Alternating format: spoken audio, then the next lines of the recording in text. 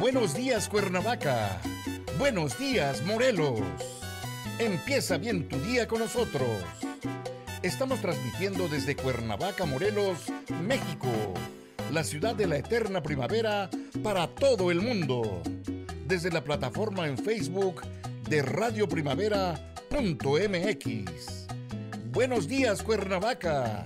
Buenos días, Morelos. Comenzamos.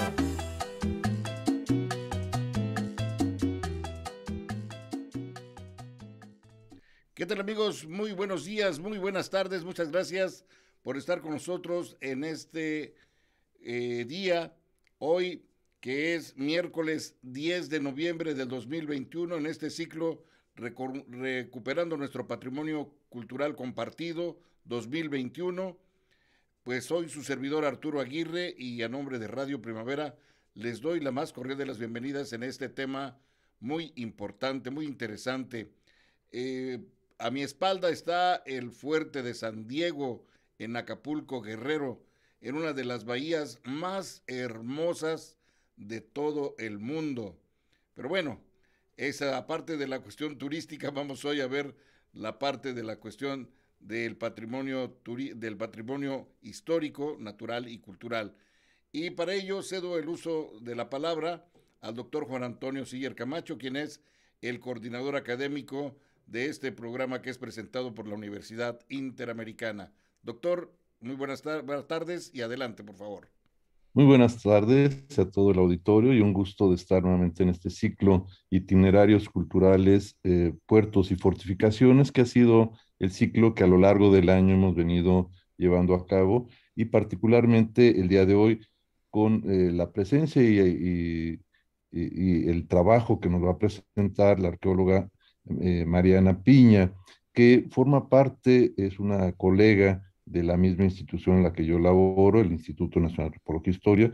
Ella está en la subdirección de Arqueología Subacuática y comentaba en un principio que habíamos tenido ya la presencia en algunos otros temas que hemos realizado con la subdirección, particularmente este año en el que hablamos de la Villarrica y nos acompañaron estos colegas de la subdirección de Arqueología Subacuática, y que ahora, viniendo ya en el retorno al Mar del Sur, como se llamaba el Pacífico, regresamos a la zona del Fuerte de San Diego, a la bahía de Acapulco, una de las más importantes, y que era el arribo del el Galeón de Manila y un lugar estratégico, y además de lo que se comentó al principio, de ser una bahía extraordinaria, muy bella, era muy útil, era una bahía muy amplia en donde se podía tener pues uno de los mejores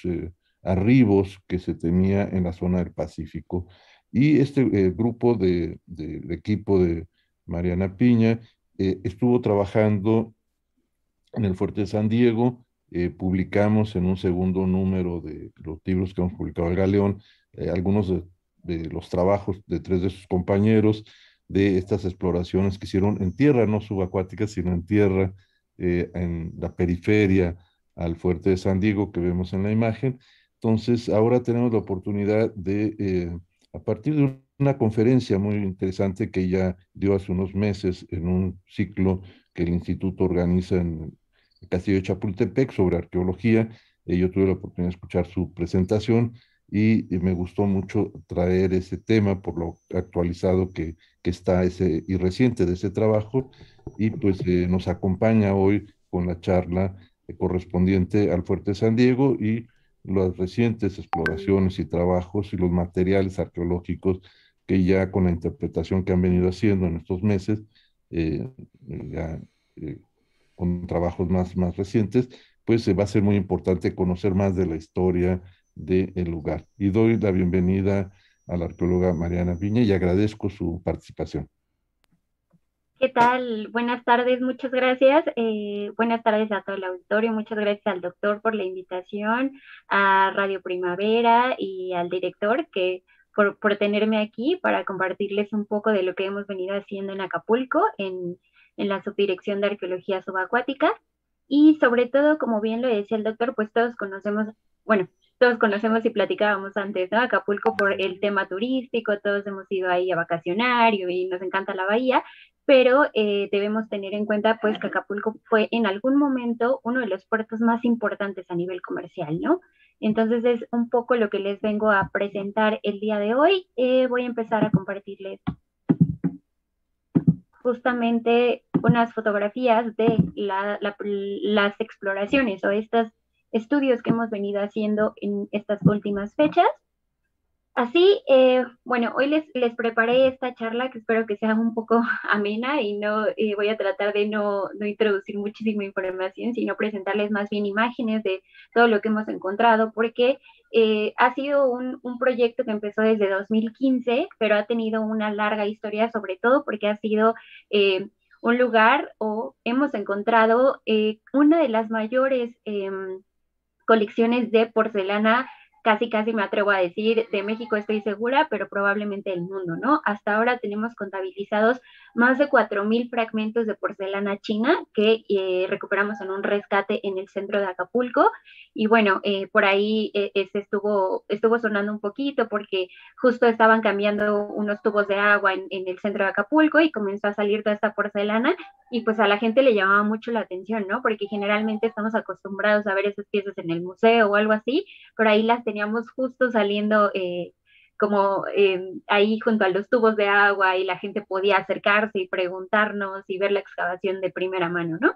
Entonces empezamos un poquito justo, quiero hacer rápido un recorrido muy rápido por cómo empezó este proyecto. Si veían en la foto del director, ahí tenemos el fuerte de San Diego y es justamente en una de las esquinitas en donde las personas que dan mantenimiento al fuerte reportan que había en la superficie una cuchara de porcelana, ¿no? Una cuchara de porcelana antigua, pero que además ellos veían que pues se trataba de algo a nivel también arqueológico y lo reportan al director. En ese momento el director del fuerte, el doctor Víctor Jasso, llama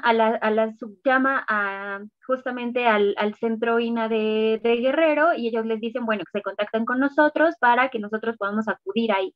Sobre todo porque debe entenderse que la arqueología subacuática no es solo debajo del mar, ¿no? Tendemos a pensar esta idea, claro que nosotros somos buzos y tenemos que saber bucear, pero no es solamente lo que está en el mar, ¿no? A veces hay algunos contextos que están asociados al mar, pero que hoy, el día de hoy, por ejemplo, no están bajo el agua, ¿no? Y hay que entender que el paisaje de Acapulco ha cambiado muchísimo. La verdad es que si ustedes ven la foto del fuerte de San Diego, hoy van a ver justo la costera, la avenida Miguel Alemán, y cruzando la terminal marítima, pero cuando se empezó a construir el fuerte de San Diego esto no existía.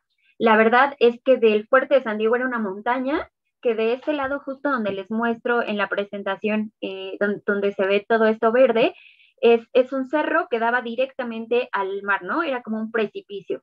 Después, cuando se empezó a construir Acapulco en el siglo XX y demás, ya se ganó todo este espacio para hacer la costera y para hacer la terminal marítima. Entonces, justamente en este espacio que en ese momento funcionó como un precipicio o algo así, empiezan a encontrar muchos artefactos arqueológicos, por lo que llegamos, hacemos una pequeñísima excavación. Si ustedes han visto alguna vez algunas fotografías o algo así, se darán cuenta que pues esta es muy pequeña, ¿no? Y en realidad estábamos como que al lado de la montaña, casi en el precipicio, buscando algunos materiales. La verdad es que esta excavación fue muy buena y empezamos a encontrar lo que después se denominó como un basurero arqueológico, sobre todo porque aquí encontramos materiales de uso cotidiano de las personas que vivían en el fuerte.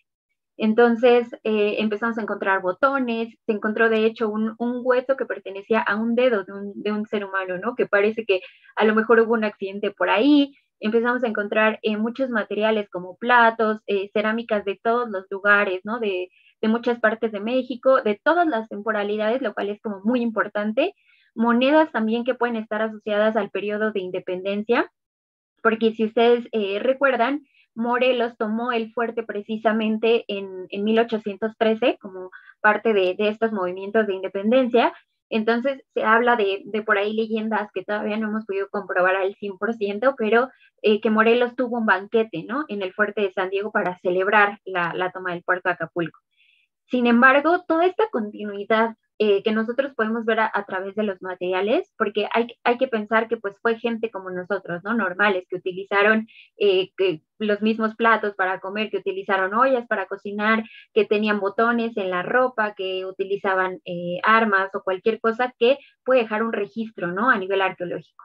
Entonces, justo cuando se empieza a convertir el fuerte en museo, pues no se hacen excavaciones ni se hacen como exploraciones, por lo que ahora, hasta 2015, es cuando empiezan a salir estos primeros vestigios, ¿no? Aquí les muestro, llevamos, en 2016 se convierte ya en el proyecto de arqueología marítima del puerto de Acapulco, y bueno, nosotros aquí en Subacuática hablamos de arqueología marítima porque queremos caracterizar al puerto justamente a nivel de arqueología marítima, en donde tenemos varios espacios, no solo son los barcos, sino es lo que estaba asociado al puerto, ¿no? Las personas que vivían en el puerto, los que se dedicaban, los agentes aduanales, el movimiento militar que protegía el puerto, los comerciantes. Hay que tener como muy claro esa idea, ¿no? Si bien ya hemos buceado, al rato les pasaré algunas fotos de lo que hemos hecho ya en la bahía, pues es muy importante también poder caracterizar el puerto como tal, ¿no? Y una de las mejores caracterizaciones va a ser pues el puerto de San Diego, además de los trabajos del centro. Como les muestro en las laderas, si ustedes ven, de hecho son muy inclinadas, ya hemos hecho varias excavaciones. Esta que tenemos acá abajo es del 2016, ya cuando es este proyecto, ya como tal, proyecto arqueológico. Aquí tuvimos la participación de un grupo de estudiantes de Zacatecas, por lo cual fue maravilloso poder colaborar con ellos en el proyecto y pues también tener estas diferentes trabajos, ideas, compartir, ¿no? De cómo era este movimiento. Y aquí la primera foto es como para que ustedes se den una idea de cómo está el cerro, que este cerro donde está ahora enclavado el fuerte, se llama el Cerro El Morro, y justo aquí donde pueden ver las rejas, no sé si pueden ver el puntito azul que les muestro, esta parte ya era mar, ¿no? Cuando se empezó a construir el fuerte de San Diego. Entonces, casi que estas laderas que son donde hemos excavado, era como tirar a la basura, ¿no? A lo mejor se me rompió un plato, no sé qué, lo tiro a la basura. Es por eso que nosotros, más bien no a la basura, sino como a la ladera, porque de ahí va a ir al precipicio al mar, ¿no? Y es de donde nosotros tenemos esta idea de que era un basurero arqueológico, ¿no? Estamos viendo todos estos materiales que las personas desechaban cuando ya no eran útiles, ¿no? Aquí les muestro un poco de lo que se hizo en este 2016, como les comentaba, que para mí me parece una de las temporadas más emocionantes del proyecto y bueno, de que yo he trabajado en la vida a nivel arqueológico, porque justo estaban cambiando las tuberías de agua del centro. Esta parte es una calle y de este lado, del lado derecho, tenemos la iglesia, ya la catedral del puerto, ¿no? Estábamos en el mero centro, de hecho, es una calle súper chiquita que si ustedes, es peatonal, si ustedes la caminan, del lado izquierdo tenemos muchos comercios, comida y demás, y del lado derecho, así a 10 pasos, está la catedral. Justamente aquí nos hablaron porque estaban saliendo así como pues a montones pedazos de cerámica como los que les pongo aquí abajo. Y entonces nosotros teníamos planteado ir a excavar al fuerte, son las excavaciones que les mostré con los estudiantes de Zacatecas, y pues se hace esto que nosotros llamamos un rescate, que es diferente a nivel arqueológico que un proyecto o que un salvamento, en donde uno planea cómo se van a hacer las excavaciones y demás. El rescate es casi ya está aquí, hay que sacarlo, por supuesto, de forma sistemática, hay que tomar todos los datos y demás, pero lo más importante es recuperar tanto los materiales como el contexto, ¿no? Es decir, como toda la información que rodea los materiales de una forma muy rápida para poder extraerlos y tener esta información antes de que estos materiales se pierdan, porque pues creo que en la foto no se alcanza a ver, pero atrás teníamos el rotomartillo, ¿no? Fue una experiencia muy sui generis, quiero decir, porque estábamos trabajando, pero escuchábamos al rotomartillo y veíamos por ahí a los albañiles y nos decían, ¿cómo van? Ya, rápido, ¿cuándo nos van a liberar? Y demás, ¿no? Entonces la idea fue sacar todo lo que pudiéramos, llegamos hasta bien abajo, le llamamos nosotros capa estéril, ¿no? Donde ya no encontramos ningún fragmento de porcelana, de hecho empezamos a encontrar unos moluscos de un tamaño gigantesco, que después tuve la oportunidad de hablar con un doctor del Instituto de Geología de la UNAM y me comentaba que estos moluscos son como los que pueden indicar que estamos como llegando a donde estaba el mar antes, ¿no? O sea, tener la idea de que el mar se fue recorriendo poco a poco y que a lo mejor aquí valdría la pena en el centro de Acapulco hacer un estudio para saber si los moluscos que tenemos ahí todavía son como el reminiscente de que ahí había mar, ¿no? Este era un espacio en donde había especies marinas y demás. Entonces, por ahí también se quedó muy interesante ese estudio para dejarlo en algún momento. Y de este lado, del lado derecho, les muestro algunas piezas que son mayólicas, no sé si ubican la Talavera de Puebla, pues estas son como las que le dieron este origen a la Talavera poblana, ¿no? Lo curioso de Acapulco es que tenemos mayólicas de todos lados. Hemos tenido mayólicas de Michoacán, de Guadalajara, de Puebla, por supuesto, de la Ciudad de México, del Estado de México. Entonces, estamos viendo que el puerto no solo era una conexión, y como a mí me gusta mucho decirlo, no solo conectaba piezas, ¿no? U objetos, conectaba también personas e ideas, ¿no?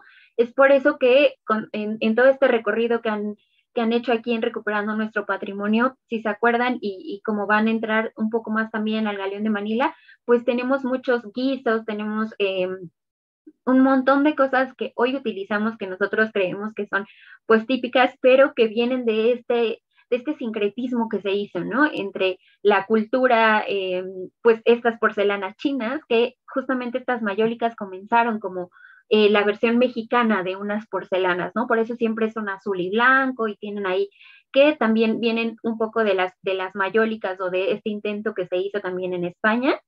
Y justamente tenemos como que casi mercancía de todo el mundo. Acapulco era así como un centro en donde llegaba muchísima mercancía y de ahí se iba a otros lados por camino de tierra. Y yo lo veo un poco más como un centro de distribución, pero no quiero como que sea una visión tan simplista. Más que ser un centro de distribución, Acapulco era un nodo comercial. Ahí se movían muchas cosas, muchos objetos y, como les decía, ideas y personas.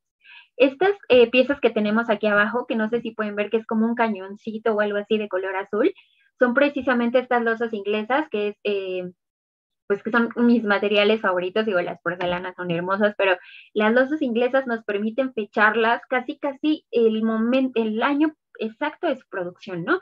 Por tener los motivos y los colores tan específicos. Digo, hay 3 estilos de morado, por ejemplo, ¿no? O hay 3 estilos de blancura que ellos manejan en las losas inglesas. Ahí justamente nos permite fecharlo a nivel muy exacto y entender un poco los procesos, ¿no? Si yo te digo, esta losa inglesa fue fabricada en 1810 o en 1809, entender todo el proceso que tuvo que pasar para llegar al puerto de Acapulco y para que fuera utilizada por las personas que estaban en el fuerte, ¿no? Entonces, aquí estamos hablando que tenemos materiales como estos que tenemos abajo, que son estas porcelanas son de 1570 por ahí.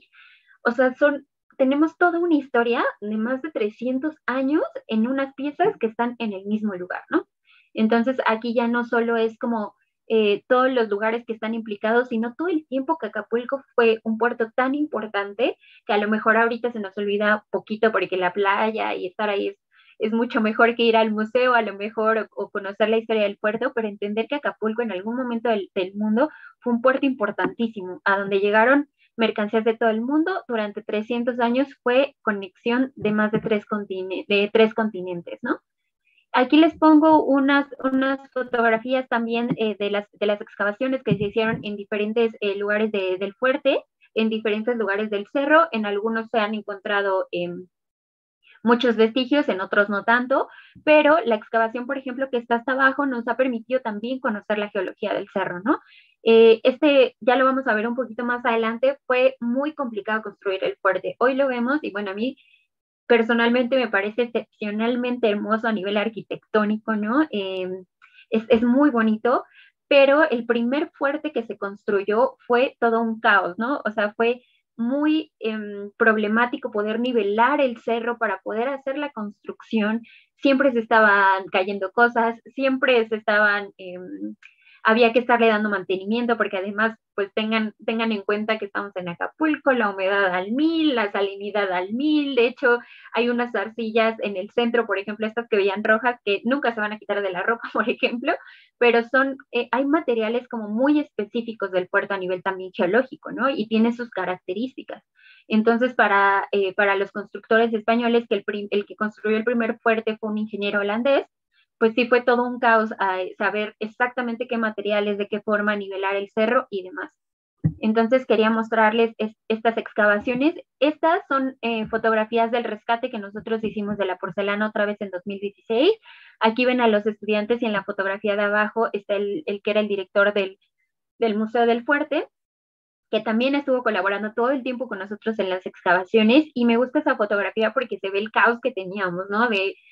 Estaban por un lado los tubos de agua con el roto martillo, pero seguían saliendo las porcelanas y pues nosotros no nos íbamos a ir hasta que recuperábamos la última porcelana, ¿no? Aquí les quiero mostrar rápidamente algunas fotografías de este proyecto. También ha funcionado un poquito como escuela, ¿no? Nos ha permitido hacer trabajos de fotogrametría, que es sacar muchísimas fotografías y después unirlas para hacer un modelo en 3D. En la computadora, en un programa especial, para poder tener un control y un conocimiento de las cosas. Es decir, si ustedes vieron esta charla que dio mi compañero Gustavo, se hizo esta fotogrametría con un ancla. Nosotros la tenemos ya sea en tierra o debajo del agua. Podemos sacar estas fotografías, lo unimos y eso nos permite tener medidas, tener un control de cómo se van deteriorando los materiales, pero también nos permite mostrarlo al público, ¿no? Por supuesto que es mucho más interesante ver un modelo en 3D que solo ver un dibujo que hicieron los arqueólogos o algo así. Entonces, estar en la bahía nos ha permitido hacer esto con el barco Río de la Plata. Si ustedes bucean, el Río de la Plata y el Corsario son dos de los barcos más famosos de la bahía, porque el Río de la Plata está asociado a una historia de personas que venían huyendo, de capitanes nazis que venían huyendo o algo así, y que se hundió justo en la bahía, ¿no? Y el Corsario era un barco, me parece, de principios del siglo XX, que era un barco casino y que se hundió por un accidente que tuvo quienes lo iban navegando, y pues quedó ahí en la bahía. Lo genial de estos barcos es que si son muy bonitos para conocerlos a nivel turístico, también nos permite hacer estos ensayos de fotogrametría para después llevarlos a cabo en otros lugares donde sea más complicado, pero también nos permite pues hacer una reconstrucción de la historia de la navegación justo en estas etapas, ¿no? Que a nivel de arqueología subacuática, hoy todo el tiempo estamos de la mano con la UNESCO y con el INAH, tratando de que podamos proteger, aunque sean los barcos muy actuales, pues hay que tener en cuenta que sí dejan esta que podría ser considerada como arqueología industrial, sí es importante para conocer algunos procesos de cómo han ido cambiando las formas de navegación, ¿no? Entonces, aunque sean barcos del siglo XX, para nosotros a nivel arqueológico son muy importantes y muy interesantes, ¿no? Ya ni qué decir de lo bonito que es bucearlos o estar ahí. Les puse estas fotos más o menos para que se dieran una idea. Pasamos aproximadamente 2 meses enteros, me parece, todo el mes de noviembre, diciembre y un poquito de enero, lavando todos los fragmentos de porcelana que nos habían salido en el rescate arqueológico. Y entonces los lavábamos, los poníamos a secar y demás. A todo mundo, por supuesto, le llamaba la atención esta colección. Y después tuvimos una colaboración con una arqueóloga japonesa que nos ayudó también en compañía con el doctor Roberto Junco, que es experto en porcelanas, a darle una temporalidad exacta casi a cada uno de los fragmentos, ¿no? Entonces de ahí empezamos a saber que sí había una gran historia. No solo tenemos fragmentos de 1590, sino que llegamos a tener fragmentos hasta del siglo XVIII, ¿no? Lo cual habla de una continuidad del transporte de estas mercancías chinas hasta el puerto de Acapulco, ¿no? ¿Y por qué acabaron ahí? ¿Por qué acabaron sepultadas y utilizadas como relleno de las calles actuales de Acapulco, ¿no?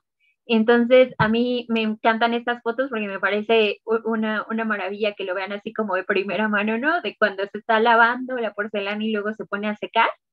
Y justamente estos fragmentos que vemos aquí en la primera fotografía, no sé si alcanzan a ver un platito un poco más opaco y demás, estas son más tempranas, de 1600 por ahí, y estas, por ejemplo, que se llaman platos em, que se llaman platos Krapmundsen, por la forma que tienen, ya son más tardíos. Entonces nosotros al principio cuando estábamos sacando todos los materiales, como les digo, con rescate muy rápido, ¿no? Había que aprovechar para sacar todos los materiales que se pudiera, pues lo que nos interesaba era sacarlos, lavarlos, conservarlos y ya después había todo este tema de jugar el rompecabezas y hacer la catalogación de cada uno de los pequeños fragmentos, ¿no? Para eso ayudó muchísimas personas, gente que trabajó con nosotros en servicio social, en la subdirección de arqueología subacuática, otros especialistas que nos ayudaron tanto a fotografiar las piezas, hacer un conteo de cada pieza, hacer una clasificación, una catalogación de cada fragmentito, aunque lo vieran muy chiquitito, si tenía una linecita de un color azul específico, se puede catalogar, ¿no?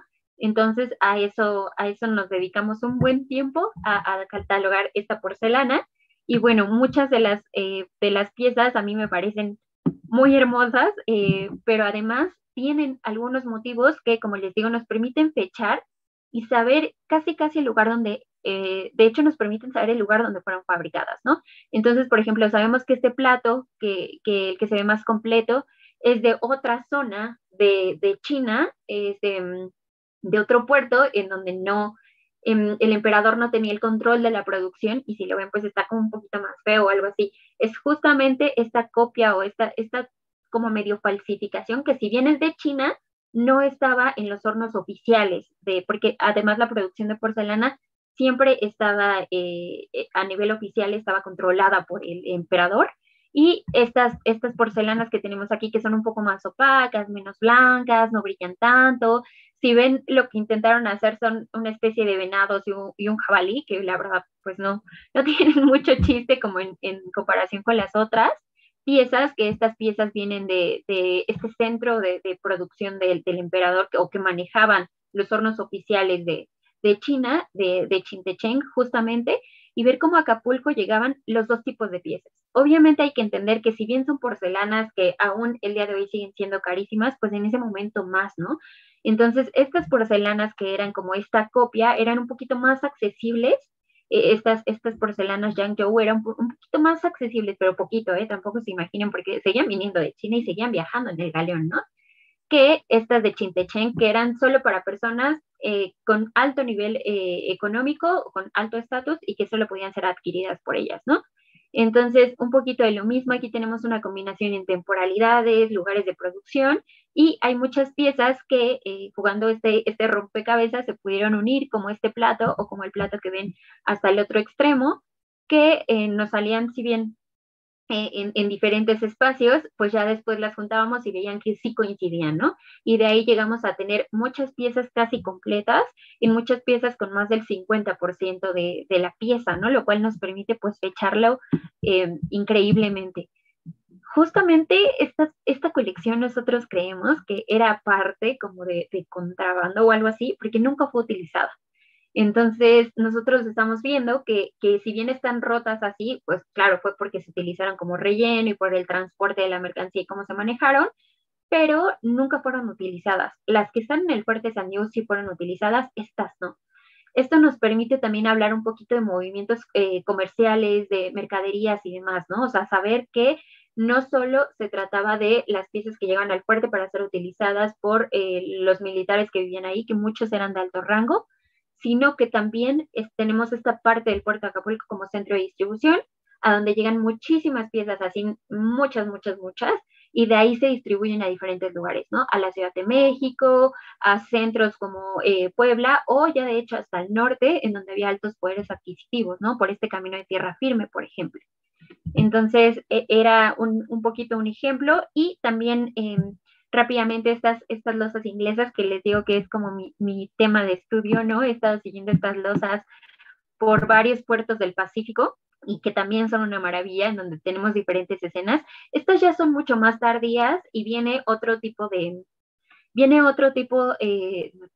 movimientos aquí, ¿no? Podemos entender otras dinámicas en donde ya siendo México un país independiente, seguíamos consumiendo porcelana china, seguíamos consumiendo losas inglesas y seguíamos consumiendo mayólicas, ¿no? Aquí entonces a los ingleses les tocó hacer este juego de ver cuáles eran, qué qué era lo que estaban comprando, cuál era lo que le interesaba al mercado mexicano para exportar las piezas, ¿no? Y justamente en algún congreso un doctor me dijo, si creemos que esto de la globalización es nuevo, pues no, ¿no? De hecho, los ingleses empezaron desde mucho antes del siglo XIX con este juego de la globalización, de que de repente leemos testimonios de argentinos y dicen que en Argentina en el siglo XIX no había una sola casa en donde no existiera un solo, ya fuera una falda, un plato, lo que fuera, de origen inglés, ¿no? Entonces los ingleses, ¡pum!, empezaron a hacer un movimiento comercial muy importante por toda Sudamérica, justo cuando los países comenzaron a ser independientes. Y México, por supuesto, no se quedó atrás. Es por eso que tanto el puerto de Acapulco como San Blas y otros puertos en los que hemos estado trabajando nos permite hacer esta reconstrucción de los movimientos de piezas y la continuidad, como les digo. Esto es increíble, ¿no? A nivel arqueológico es increíble esta continuidad. Aquí les puse, nada más quería enseñarles un poco de estos artefactos de uso cotidiano, ¿no? Que pertenecían a las personas que vivían en el fuerte de San Diego. Por ejemplo, aquí tenemos hebillas de zapatos, tenemos una aplicación que parece que iba como en algún ropero o algo así. Esta aplicación de metal de la primera fotografía y las de concha de la segunda, nosotros creemos que formaban parte de muebles, ¿no? Tal vez pueden venir en alguna caja, en algún ropero o algo así.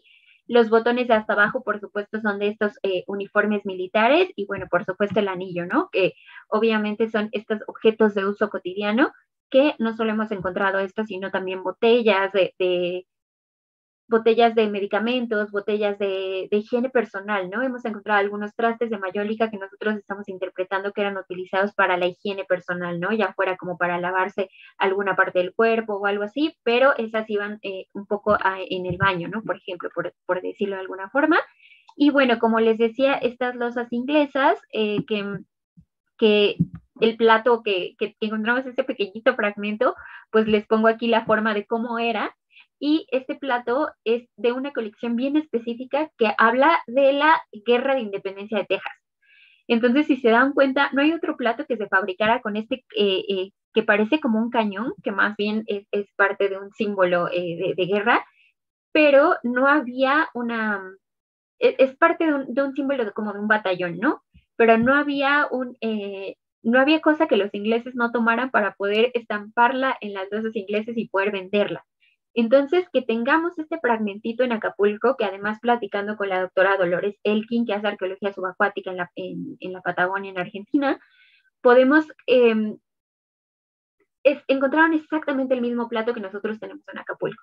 Eso nos habla de uno de los movimientos del material inglés en el siglo XIX, se están moviendo por todo el mundo, ¿no? Y en realidad a lo mejor este tipo de platos no eran para Acapulco y no eran para Argentina, sino que se quedaron en su camino hacia Estados Unidos, porque claro, tienen la independencia de Texas. Es un motivo que a lo mejor a los tejanos en Estados Unidos o demás les interesaría, ¿no? Hay que entender también que en este momento todavía no tenemos bien esta separación, todavía no hay la venta de Texas, demás, pero sí había este espacio en donde a lo mejor por Acapulco llegaban y de ahí subían por tierra y después, mucho después, ya por mitad del siglo XIX, a lo mejor había esta comunicación de costa a costa con la introducción del ferrocarril a Estados Unidos, ¿no?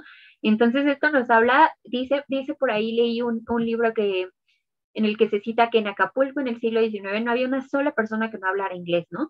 Porque era tanto comercio inglés y tenían tanta comunicación y había gente inglesa que vivía en el puerto de Acapulco y que se movía ahí y que hacía movimientos de mercancías, que en Acapulco toda la gente sabía inglés, ¿no? Por los vapores que llegaban, por las mercancías y demás. Entonces, esto de que Acapulco, ahora todo mundo del extranjero venga a Acapulco y demás, pues no es nada nuevo, ¿no? Es algo que se viene viendo desde el siglo XVI y que ahora tiene una continuidad, ¿no? Estas son un poco más de losas inglesas para mostrarles que tenemos este plato blanco que ven, es la primera así, losa inglesa que se fabricó casi, es parte o es del tipo de las primeras que se fabricaron en el mundo, estas famosas Cranware, que son de 1760, por ahí un poco más tardías. Y bueno, entender que a Acapulco están llegando desde las primeritos tipos de losas inglesas hasta los últimos, ¿no? Hasta las más tardías, las moradas negras, que son las más tarde. Y esta que tiene como un achurado azul, es justamente una de estas jarritas que se utilizaban para servir agua, que a lo mejor podían asociarse a la higiene, ¿no? Entonces, sí entender que, por ejemplo, estos materiales a lo mejor no estaban en el fuerte para ser comerciados, sino que eran parte del uso cotidiano de las personas que vivían en el fuerte, ¿no?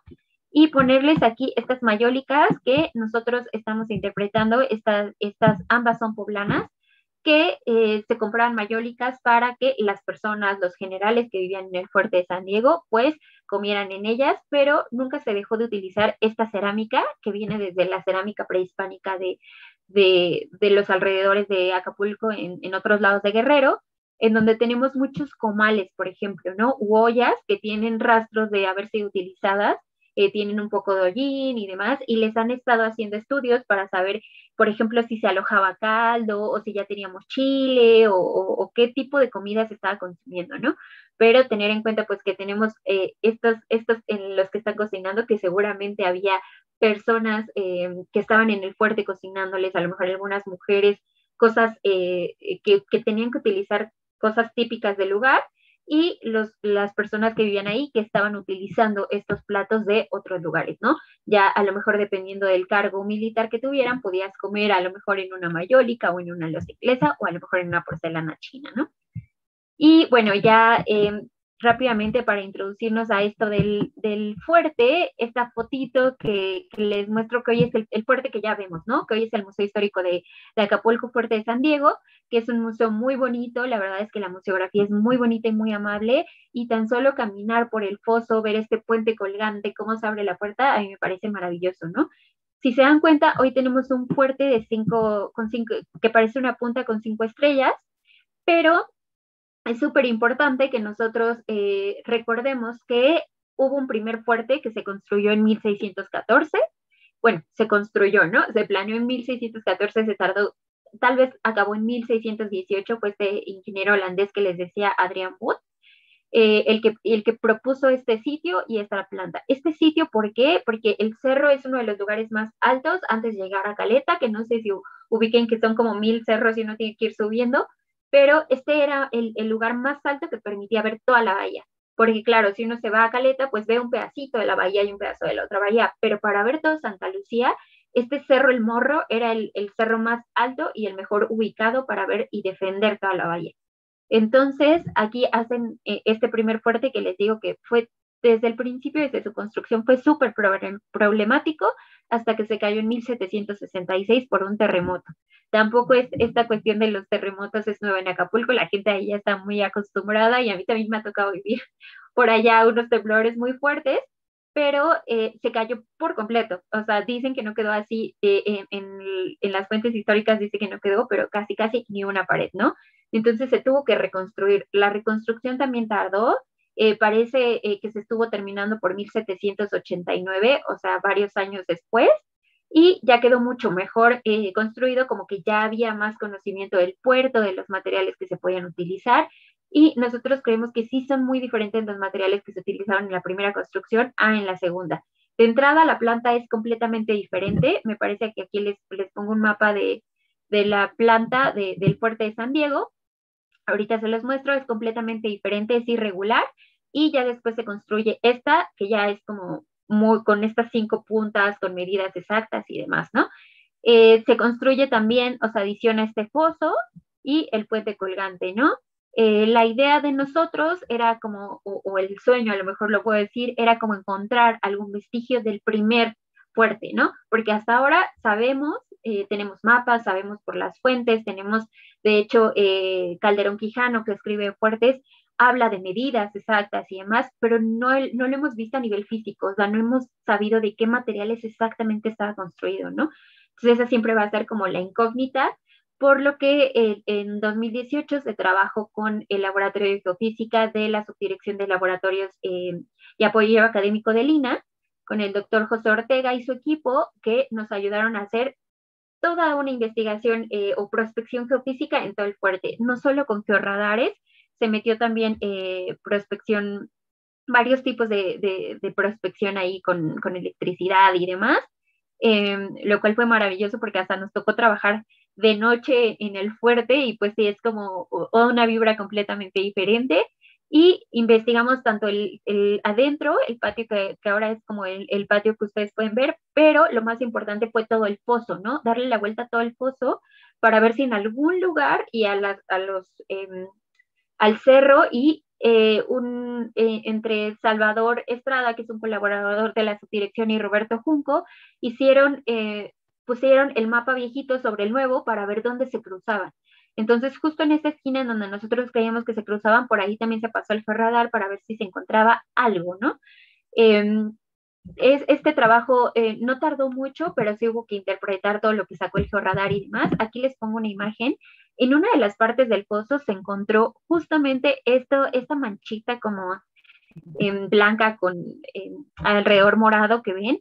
Es una, es una anomalía que sacó el georradar que dijo, aquí hay algo, ¿no? Aquí la tierra está diferente. Y fue justo donde planeamos hacer una excavación. Planeamos una excavación muy pequeña, para lo cual fue una sorpresa que después tuvimos que abrirla enorme porque resulta que le habíamos pegado a un muro, a un pequeño muro que en ese momento le llamamos muro, hoy conocemos que es, o le llamamos un elemento soportante. Es un elemento arquitectónico que nosotros estamos seguros hoy que es parte del primer fuerte de San Diego, ¿no? Es totalmente diferente, la construcción, el cementante es completamente diferente. El día de hoy ya se hizo un estudio de arqueología de la arquitectura a este elemento y sabemos que todos los elementos arquitectónicos son completamente diferentes. El cementante, lo que se utilizó, es más, el cimiento es completamente diferente, ¿no? Entonces, hoy bueno, en ese año lo excavamos hasta donde topó, conocimos los cimientos, lo medimos y demás, pero lo más importante pues fue saber que este primer elemento pues nos podía arrojar información acerca de cómo era este primer fuerte, ¿no? En la fotografía pueden ver a Gustavo, al compañero que ya estuvo aquí, jalando el georradar por el foso con el doctor José Ortega, y del otro lado ven a mi compañero Salvador, quien comenzaba las excavaciones de lo que nosotros no teníamos idea que era, pero casi así el doctor nos dijo en el metro tal, centímetro tal, ahí sale la anomalía, ¿no? Entonces nosotros bajamos al foso y dijimos, metro tal, medimos, aquí se va a plantar el foso, ¿no? Y fue justo cuando empezamos a excavar y no teníamos, bueno, ni idea de lo que nos íbamos a encontrar por ahí. Acá en la primera fotografía les muestro justo cómo se están haciendo estas mediciones ya más específicas del georradar, y del otro lado lo que nos salió, ¿no? Fue este elemento soportante que además tenía daños considerables. No está muy bien conservado para el tiempo que lleva estando ahí, obviamente, y para el tiempo que lleva abajo de nuestros pies cuando uno visita el fuerte de San Diego, pero sí tenía unos daños, como lo pueden ver aquí, sobre todo de tubos de agua y de electricidad, que eran parte como de la primera estructura o de las primeras cosas que se plantearon para cuando se iba a abrir el Museo del Fuerte, ¿no? Entonces estas ya están en desuso, que bueno, porque pudimos retirarlas del elemento y restaurar el elemento. Y, y en principio se planteaba hacer una ventana arqueológica. La verdad es que hoy es un poco difícil, sobre todo en el puerto, porque no sé si ustedes han visitado algunas ventanas arqueológicas, pero siempre hay un problema con humedad y varias cosas. Entonces ahora tenemos que hacer varios estudios para ver justamente la capacidad de carga de este elemento y la capacidad que tiene para conservarse a nivel arqueológico bien, y que la gente lo pueda visitar, ¿no? En realidad, si les parece, a mí me parece muy interesante, por supuesto, porque me dedico a eso, pero yo creo que a la gente sí le interesaría ver sobre todo el contraste, ¿no? No sé si lo pueden ver en las fotografías de la diferencia de los materiales constructivos, ¿no? De cómo el primer fuerte seguramente tenía este cementante hecho con arena, con arcillas del puerto, y ya el segundo ya fue toda una obra de ingeniería, ¿no? Entonces, aquí además nos permite, no sé si van esta piedra gigante tenemos 4 piedras en cada esquina. Bueno, se necesitaron 6 arqueólogos y ayudantes de arqueólogos para moverla, ¿no? Imagínense ahora que estamos interpretando que fue movida o fue traída de unas canteras que están un poco lejos del fuerte, ¿no? Por lo menos a unos 20 kilómetros, cómo se movieron hasta acá, ¿no? En ese momento de la primera construcción del fuerte. Si se dan cuenta, nos puede ayudar a entender muchísimas cosas de esta primera construcción. No sé, aquí les pongo otra imagen del georradar para que vean justamente cómo salen estas anomalías o lo que nosotros vemos y decimos aquí. Lo que detecta el georradar manda ondas al suelo y él nos va indicando cómo es que se encuentra el terreno abajo, ¿no? O sea, nosotros no teníamos idea con qué nos íbamos a encontrar. El doctor decía que podía ser un túnel, nosotros decíamos que podía ser el fuerte viejo, mil cosas, ¿no? Que pensamos antes de hacer la excavación, pero que ahora ya conocemos, ¿no? Que era exactamente porque vemos estas ondas que están indicando que no es tierra, ¿no? Que el suelo está pegando con un material distinto al que hay en toda la matriz de tierra. Y aquí les pongo justamente con las flechitas rojas las medidas del elemento que nosotros registramos en ese momento. Si ven, bueno, más bien justamente cómo estaba indicado, cómo está establecido, ¿no? ¿Cuántos metros tiene de un lado y cuántos del otro? En realidad, el muro no mide tanto, mide menos de 2 metros de alto, pero justamente que viéramos que está en medio de una parte del foso, ¿no? Entonces de ahí ya vienen otras interpretaciones de decir, bueno, ¿y qué hace ahí? ¿O qué parte era, ¿no? Aquí les pongo un poco del primer dibujo que se hizo para ver para un poco interpretar cómo era este elemento constructivo, y en la otra fotografía les pongo cómo ya estaba restaurado finalmente, o cómo quedó restaurado ya al final, ¿no? Nos tomó mucho trabajo poder restaurarlo y con la ayuda de la restauradora Ena Llabres, que colaboraba con nosotros en la subdirección, hicimos un programa en donde no se le metiera al elemento ningún material que fuera ajeno, ¿no? Lo restauramos utilizando arenas y arcillas del puerto y con eso hacíamos un cementante, y se trajeron rocas de otros lados del fuerte, pero de las laderas que fueron, y justamente también de alrededor de toda la excavación, para poder restaurarlo. A mí me parece excelente porque hoy no tenemos ninguna utilización de ningún otro material que pudiera alterar el contexto. Entonces, si en algún momento se necesitan hacer otro tipo de estudios a nivel arqueológico o se necesita exponer al público, pues las personas van a saber que no hay por ahí ningún cemento ni nada extraño que pudiera deformar este elemento, ¿no? Que hoy a nivel personal estamos interpretando que era parte de... seguimos haciendo investigación histórica, pero podemos saber que era parte del primer fuerte y que a lo mejor era una torreta que estaba formando parte del el cimiento de alguna torreta que formaba parte del primer foso del fuerte, o podría tratarse de una batería de cañones que estaba anclada hacia, o que estaban estos cañones indicados hacia tierra, ¿no? Entonces seguimos haciendo estudios también de los cañones, también de las troneras actuales de los cañones y demás, para poder terminar de interpretar de qué se trata Sí, ya sabemos que es del primer fuerte, pero qué estaba funcionando, o cómo funcionaba este elemento, o para qué, cómo se quedó ahí. Hoy sabemos, o podemos decir, que el terremoto no tiró todo, ¿no? Tenemos este murito en pie, que si es pequeñito, aquí está, ¿no? Este se quedó. Aquí les muestro un poco antes de la restauración cómo estaba, justamente donde está indicado, y no sé si alcanzan a ver a la persona que está ahí. Es una persona muy alta, mide más de 1,80, para que vean un poquito de la escala, ¿no? Del tamaño del muro y del tamaño y de cómo estaba, cómo está ubicado respecto al foso del fuerte, ¿no? Aquí les pongo algunas fotografías de la restauración, este movimiento de piedras que fue divertidísimo, pero que fue todo un tema, ¿no? Porque son muy pesadas y no las podíamos mover, y hubo que utilizar cinturones especiales y demás. Y bueno, la restauración que se hacía justo con este cementante que nos preparaba la restauradora, como les comento, utilizando solamente un poco de cal y la arena y las arcillas que además hubo que estar colando arcilla a todos lados y demás. Y aquí les muestro justo cómo se utilizaban de las piedritas que estábamos excavando, que seguramente eran las que se habían estado cayendo del muro, solo hubo como que reponerlas, ¿no? Y entonces la restauradora hizo todo un dibujo de cada pared y de cómo se iba a ir reponiendo cada piedra en cada lugar para que el muro quedara bien, ¿no? O sea, que quedara perfectamente bien conservado, pero que además tuviera esta idea de simetría y demás, pero que no se le añadieran cosas pues que no eran parte de él, ¿no? Para que tampoco fuera totalmente otra cosa. Y al final se decidió reenterrarlo en el momento de estar listo para seguir haciendo más estudios. Y en esta parte, la restauradora nos ayudó a enterrarlo, se protegió con esta malla sombra y se fue enterrando con diferentes partículas de tierra, diferentes tamaños de tierra. Por ejemplo, pegadito al muro tenemos una capa de arena que lo está como conteniendo, después tenemos una capa de arena un poco más gruesa y al final una capa como de gravilla, ¿no? Ya después viene toda la tierra normal y lo que va a hacer esto es ayudar a la conservación, que el muro se quede completamente protegido, pero también contenido, y que cualquier cosa que caminen las personas encima o que tenga que desenterrarse otra vez sea más fácil, pero que el muro se puede conservar perfectamente, ¿no? Y bueno, aquí les pongo esto que les decía de la fotogrametría. Se pueden meter a Sketchfab, está abierto al público.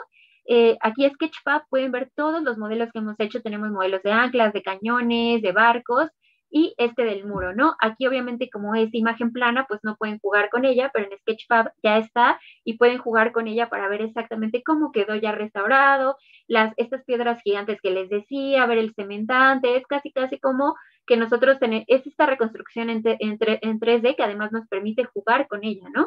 Verlo de todos los ángulos y demás.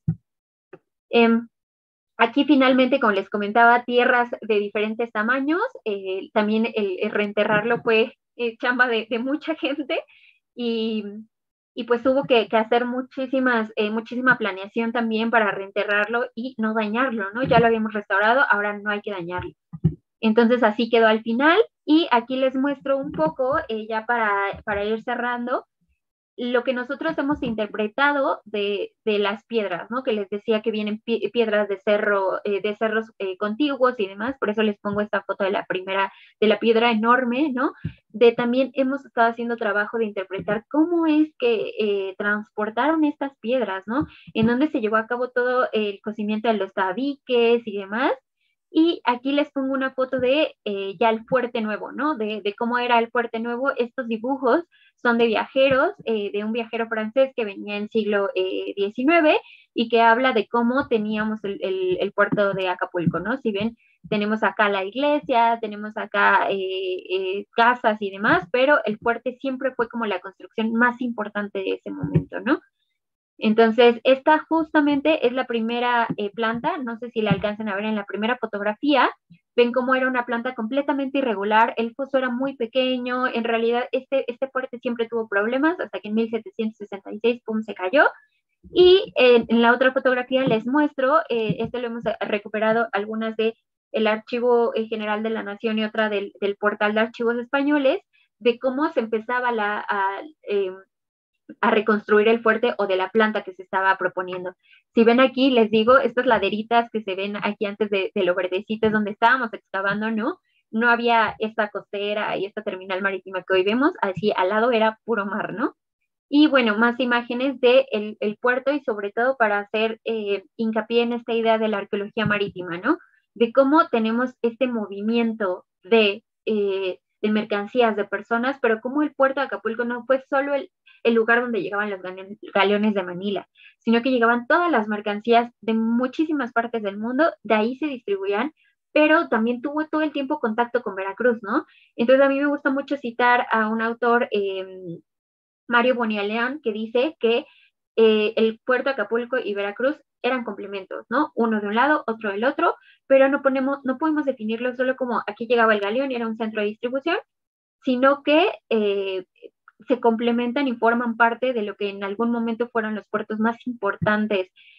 Acapulco fue uno de los puertos más importantes del Pacífico, ¿no? Un poco más de fotografías que hemos recuperado de archivos para que vean un poco cómo se iba haciendo esta construcción del nuevo fuerte y estas imágenes de viajeros. Esta parece que es del holandés que plantó el primer fuerte. No sé si aquí no se ve tan bien, pero en imagencita azul tenemos el fuerte irregular, ¿no? Ni siquiera llega a ser una estrella, un pentágono irregular. Y bueno, nada más para cerrar con estos mapas que hemos hecho de rutas, ¿no? No solo de cómo se movían las losas inglesas o las porcelanas, sino también la gente, porque tengamos en cuenta que no solo eran materiales, ¿no? También era la gente, eran ideas, eran productos, eran mil cosas que hoy estamos teniendo y algunas rutas que estamos planteando de cómo se movían las losas inglesas, de cómo se movían algunos materiales antes y después de la época de independencia. Entonces aquí tengo más rutas del Pacífico, ya hablaban la charla pasada del Callao, por ejemplo, pero tener en cuenta que Acapulco siempre tuvo conexión con el Callao, Guayaquil, Santiago de Chile y cualquier otro lugar que estuviera en el Pacífico, ¿no? Porque finalmente pues era el puerto a donde llegaban los galeones de Manila. Un poco también de las rutas que se han planteado para, ya saben, siglo XIX, movimientos de apertura mercantil y demás, no solo por el Pacífico, también por el Atlántico, no solo de venida, sino también de regreso. Entonces, un poco más de estas rutas comerciales coloniales, que es ya después de que tuvimos todas las piezas, toda la clasificación, todo el trabajo de arquitectura y demás, pues ya hay que llevarlo a la interpretación, ¿no? ¿Para qué nos sirven estos materiales? No se van directo al museo o demás, sino hay que interpretar porque son importantes, de qué están formando parte, ¿no? De un sistema económico, político, mercantil, y este es un poco con lo que estamos haciendo ahora en la subdirección, imágenes del puerto de Acapulco en siglo XX, en las primeras del siglo XX, cómo empezó, ¿no? A ser, pero cómo nunca dejó de ser este puerto tan importante y un puerto comercial que siempre a donde siempre podemos encontrar diferentes cosas, ¿no? No solo es esta vista hermosa de la quebrada que, bueno, ya estando en el puerto y excavando ahí uno también tiene que disfrutar, sino saber que fue uno de los puertos más importantes del Pacífico y me atrevo a decir del mundo en la época colonial y todo lo que tiene que ofrecer a nivel histórico Acapulco. Bueno, aquí les dejo mi correo, cualquier cosa, cualquier pregunta, cualquier sugerencia o lo que tengan, pueden escribirnos por ahí y también pueden entrar a la página de la SAS, así la buscan SAS, o Subdirección de Arqueología Subacuática en el buscador y les va a aparecer un poco de los proyectos, la historia, los colaboradores y algunas, hemos hecho, por ejemplo, cómics de Acapulco para los niños, para compartir un poco lo que hoy tenemos y de ahí pueden descargar cualquier material que gusten. Les agradezco mucho su atención y espero que no haya sido demasiado cansado. Bien.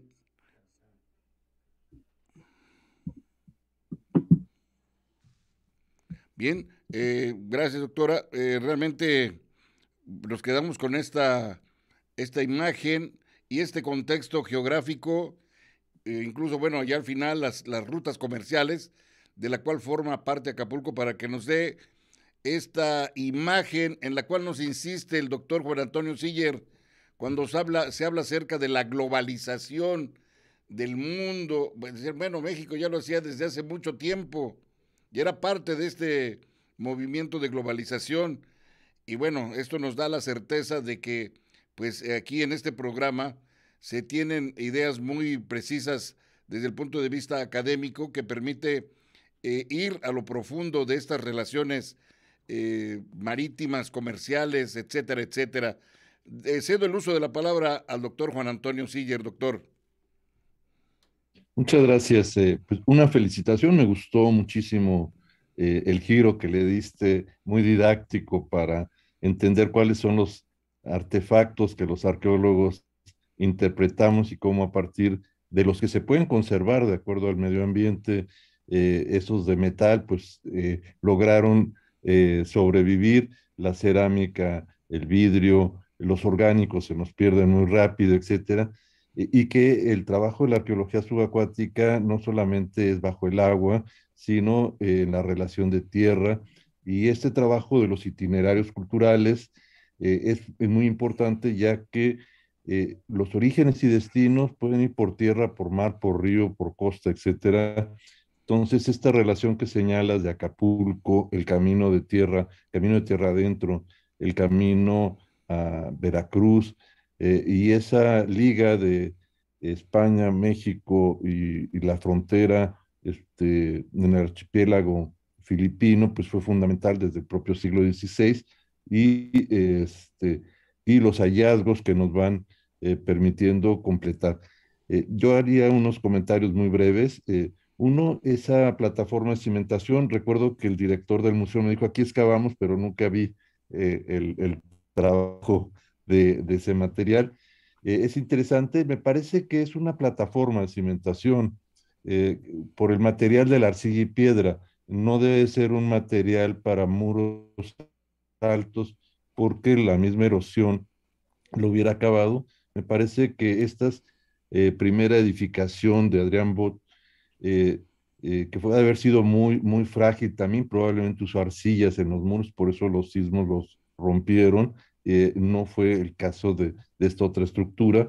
Y lo que alcanza a ver ahí me parece que puede ser una plataforma de cimentación para algún elemento importante de esa primera fortificación, más que muros.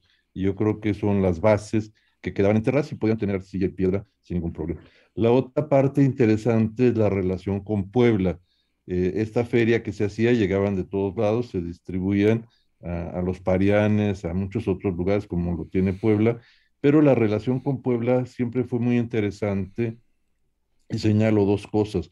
La Talavera de Puebla y la de la Reina en España son patrimonio inmaterial de la humanidad. Desde hace 1 o 2 años fueron incluidas ambas. Entonces, eso agrega valor al material arqueológico que ustedes tienen, porque es un material que ha sido ya declarado, particularmente el trabajo actual, pero el trabajo histórico, arqueológico de las primeras talaveras pues forman parte de un patrimonio mundial y que bien podría ser una exposición que podrían montar bajo este tema de categoría en el propio museo o en las piezas del Met. Y el segundo aspecto interesante es que el abastecimiento de la flota por 250 años se hacía principalmente desde Puebla. En Puebla era donde se sembraba, procesaba el trigo y se hacía el bizcocho marinero, que seguramente Roberto Junco tiene algunos de una conferencia que di, que son como de piedra y que me dijo que los iba a usar de portapapeles, pero estos bizcochos marineros se hacían en Puebla y se llevaban junto con salazones de puerco, etcétera. Entonces, Puebla abastecía tanto al galeón de Manila, en su retorno a Manila, como abastecía a Veracruz. Es decir, Puebla tenía el negocio de abastecer a las flotas en ambos lados. Entonces, esa presencia de Talavera poblana, pues también el flujo que existía de los productos que de Puebla se enviaban para abastecer el viaje del galeón, ¿no? Entonces, hablar de muchas otras cosas, pero cedo la palabra para que eh, Robert Jackson o el público en general pueda preguntar sobre el tema que acabas de exponernos y me gustó mucho. Sí, gracias. Voy a hacer dos comentarios desde la perspectiva de un historiador. Primero, referente a los rutas comerciales, hay que tomar en cuenta los cambios que ocurrieron principalmente en el siglo XVIII. Primero con las guerras en que involucraba a España con Inglaterra y con los otros países europeos, y después con las reformas borbónicas, porque llegó un momento que España abandonó las flotas, entonces inició el sistema de los navíos de registro. El otro punto es como de una vista más grande. Podemos ver aquí un poco el inicio de la industria de Inglaterra en el siglo XVIII, el siglo XIX, porque en el siglo XVI, siglo XVII, Inglaterra importaba de Asia, importaba losas, importaba textiles de algodón que se llamaba cálico. Y como muy buenos economistas decidieron, bueno, si ellos podrían producir esos productos, nosotros también, y podemos hacerlo más barato. Y finalmente podemos terminar la fuga de plata hacia Asia. Entonces, de México fugaba mucha plata para comprar las losas y todo lo que querían comprar de Asia. Y los ingleses ya por principios del siglo XIX encontraron la forma de hacer ganancia haciendo mejor y más barato los productos que antes importaba de Asia. E incluso hasta en el siglo XIX empezaron el negocio como narcotraficantes hacia la China con la venta de opio, porque siempre querían evitar la fuga de la plata. Eso más que otra cosa. Muy interesante la presentación y podemos ver los inicios de la industria de inglés aquí en Acapulco. Gracias.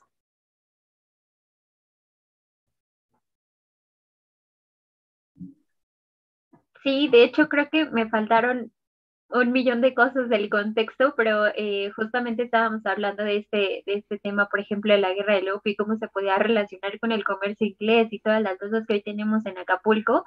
Creo que es un tema, de hecho, por ahí estamos tratando de escribir un artículo con un compañero historiador de la subdirección, porque también tenemos todos estos movimientos también de personas que estaban alrededor del puerto, ¿no? Por ejemplo, la importancia de Tixla, todo el movimiento no solo de personas, sino también de todo lo que se iba a llevar de regreso al tornaviaje o todo eso.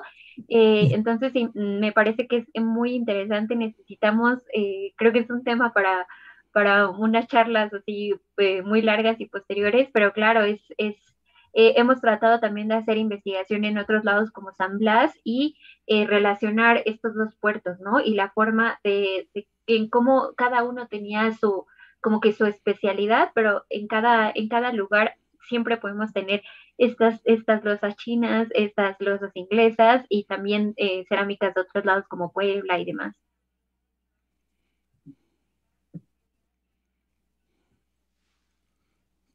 Bien. A ver, tenemos aquí la participación de... A ver. A ver, si doctor Siller tiene ahí algunas preguntas. Serían más bien para nuestra invitada, si las quiere leer, las tiene usted ahí a la mano. ¿A usted la puede leer, doctor, para que... Ah, sí, Pedro Campo menciona Acapulco tiene un peso específico en la historia del continente y le seguimos llamando Galeón de Manila, cuando también podríamos llamarle Galeón de Acapulco, muy buena expresión. Bueno, se llamaba Galeón de la Plata, Acapulco.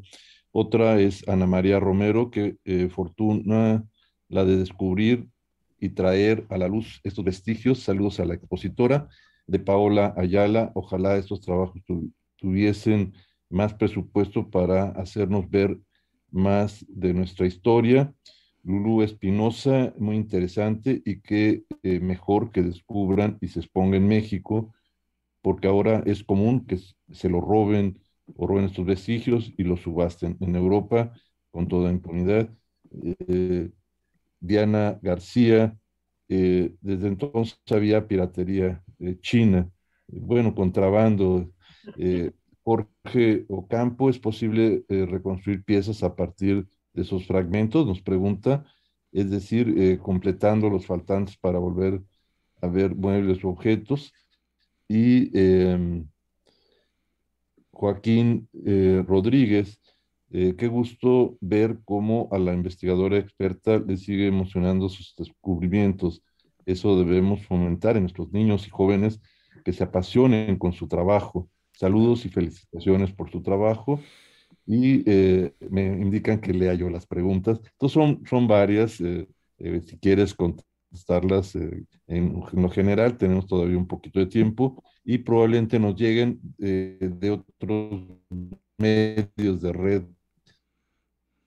Otra pregunta Sí, para con esto cerrar el programa. Adelante.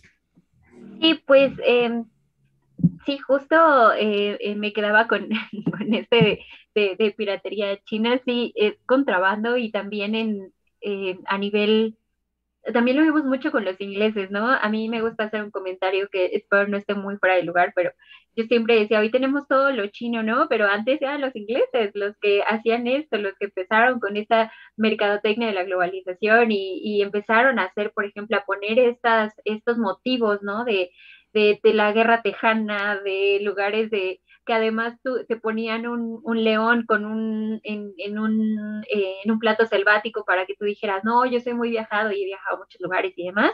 Y también tenemos algún contacto con investigadores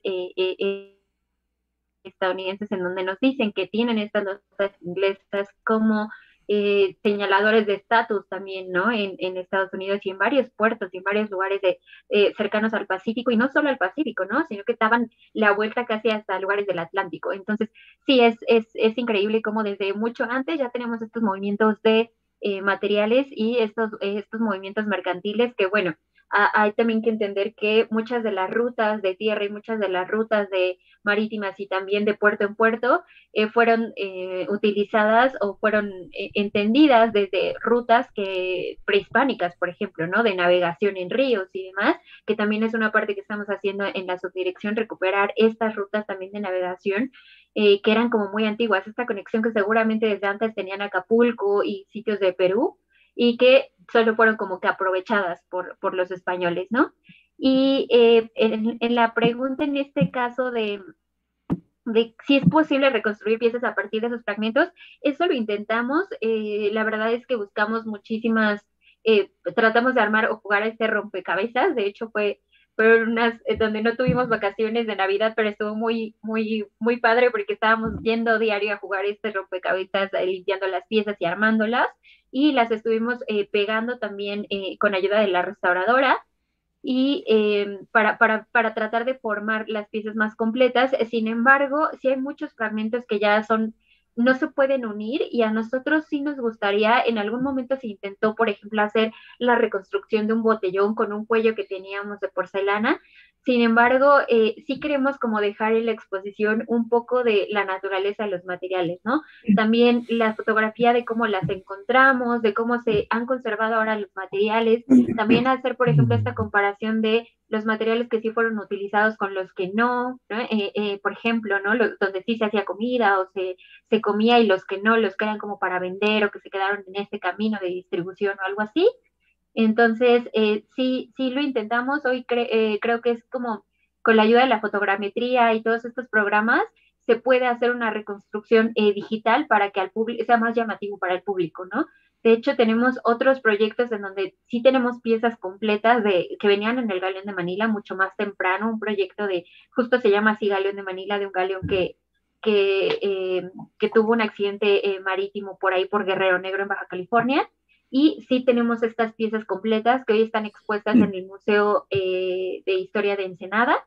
Entonces, si gustan, siempre estamos encantados de compartirles fotografías de las piezas completas, de que todo el público lo conozca, ¿no? Ahí en la página que les decía, pues para eso finalmente, y les agradezco muchas las felicitaciones y todo, porque para eso es finalmente el trabajo, ¿no? Para que la gente lo conozca. A nosotros de nada nos sirve que esté en un museo que nadie vea o que no lo comprenda. Entonces nos pueden escribir, pueden meterse a la página. Las piezas, de hecho, ahora no están en exposición, pero se plantean regresar a Acapulco, para nosotros son de ahí. Entonces, en cuanto estén completamente restauradas y la colección clasificada, se van a regresar al museo para hacer esta exposición ahí, para que formen parte de la exposición permanente, y hacer algunas exposiciones itinerantes. También se había planteado hacer exposiciones itinerantes en el norte, por ejemplo, en diferentes museos, ¿no? Que la colección se vaya completando y vaya viajando de un lado a otro, de un museo a otro, para que también todas las personas que gusten acceder a ella, pues tengan la posibilidad de verla. Muy bien. Pues, bueno, solamente yo quiero leer una participación del doctor Manuel Ruz. Él menciona, bueno, felicidades a la conferencista. Él menciona, hay una galería o túnel subterráneo que comunica el interior con el exterior del fuerte. Parece que fue el arquitecto Leduc, publicó la existencia de este túnel en diciembre de 1959. Sí, de hecho, ese túnel estábamos buscando cuando hicimos cuando hicimos todo lo del georradar y la prospección eléctrica, qué buenos toques da eso, pero estábamos buscando el túnel, estábamos buscando justamente este túnel, y cuando encontramos la anomalía dijimos, aquí está, ¿no? Pero conforme lo empezamos empezamos a tratar de ver qué respondía a la anomalía, dijimos, esto no es un túnel, al contrario, es una construcción o es un material, ¿no? No es un túnel, no es un hoyo. Entonces, de hecho, también hablan de túneles dentro del fuerte. Y ya no les pasé las fotografías también por cuestión del tiempo, pero pasamos por todas las paredes del fuerte, sobre todo por las de la cocina, un radar mucho más chiquito, para ver y encontramos una anomalía. Entonces lo siguiente sería como meter una mini camarita para ver, pero pues también es todo un tema porque no podemos hacer ningún hoyo, no se puede tirar ninguna pared porque es un monumento, ¿no? Y es patrimonio y demás. Entonces hay que ver también un poquito cómo tratar de interpretar esas anomalías que sí parecen hoyos o túneles, sobre todo abajo de la cocina, que de hecho de afuera se ve como hasta el respiradero y demás, entonces decimos, sí, o sea, hay varias cuestiones que todavía se quedaron y de hecho íbamos a ir en 2020 a seguir con esto de seguir pasando el georradar para ver los túneles, pero pues vino la pandemia y demás, se acabaron presupuestos en otras cosas, pero sí, estamos todavía en búsqueda de ese túnel, no lo hemos encontrado, todavía, no estamos seguros que esté ahí, pero pues la idea es hacer georradar de todo el cerro hasta que digamos sí estuvo, no estuvo, y lo que tenemos debajo del fuerte es esto. Muy bien. Bueno, pues cedo el uso de la palabra al doctor Juan Antonio Siller. Momento muy rápido. Esto de los túneles es muy fantasioso siempre. Es decir, el muerto, siempre nos piden que haya muerto o entierro, y el túnel siempre parece que son túneles para ir de aquí a allá. Los edificios tienen drenajes y seguramente la cocina tenía drenajes para lavar y tirar cosas, las letrinas, etcétera. Entonces, mucho de lo que convertimos en túnel son drenajes del propio edificio y que los agrandamos y los fantaseamos. Por otro lado, creo que sería también interesante para el público en general que pudiera visitar estos dos museos que son extraordinarios, además de muchos otros, el Museo Nacional del Virreinato en Tepoztlán, que tiene 13 secciones de enconchados, de marfiles, de porcelana. Es extraordinario lo que hay ahí de piezas que se conservaron y se compraron, son originales, así como el Museo Franz Mayer, donde pueden ver las mancerinas para el chocolate que se mandaban a hacer para el cacao mexicano. Y si quieren estar en algún lugar exterior y andan por la Ciudad de México, en San Ángel, pues la Fuente del Risco, que tiene un repertorio de platos que fueron traídos y pegados en esa fuente en su momento. Y termino también mi comentario con la importancia, y bueno, agregando que está por ahí Manuel Ruz seguramente, la importancia de los hermanamientos. Filipinas es un espacio olvidado de México, es decir, parece que Filipinas pensamos que es una isla y tiene que ver con un boxeador, pero hay una gran cultura de muchos años. Entonces, Filipinas para México es olvidado. México, yo creo que los filipinos tienen más noción de México que México de Filipinas. Entonces, creo que Filipinas es importantísimo en nuestra historia, en nuestra raíz, en nuestra cultura, y ha habido hermanamiento de ciudades a lo largo de la ruta, es decir, la ruta de tierra. Entonces, tenemos hermanamientos con varias ciudades de Filipinas, y que la contraparte mexicana, una es Acapulco, creo que es con Manila, es Taxco, donde iba la ruta de tierra, Cuernavaca, con Tagaytay, y otros más, Barra de Navidad, Guadalajara, etcétera. Entonces, estos hermanamientos creo que se podrían reactivar e intercambiar estos materiales, lógicas culturales, y rehacer esa globalización. Tenemos que reconstruir a partir de la arqueología y de la historia. Muchas gracias. Bien, pues de esta forma llegamos al término de esta excelente exposición. Doctora, muchas gracias. Y muchas gracias al amable auditorio que participó con sus preguntas y en este viaje que nos llevan cada uno de nuestros conferencistas por el tiempo, el espacio. Y recuerde que tenemos una cita aquí la próxima semana a la misma hora por este medio. Hasta entonces, que la pase muy bien. Muchas gracias.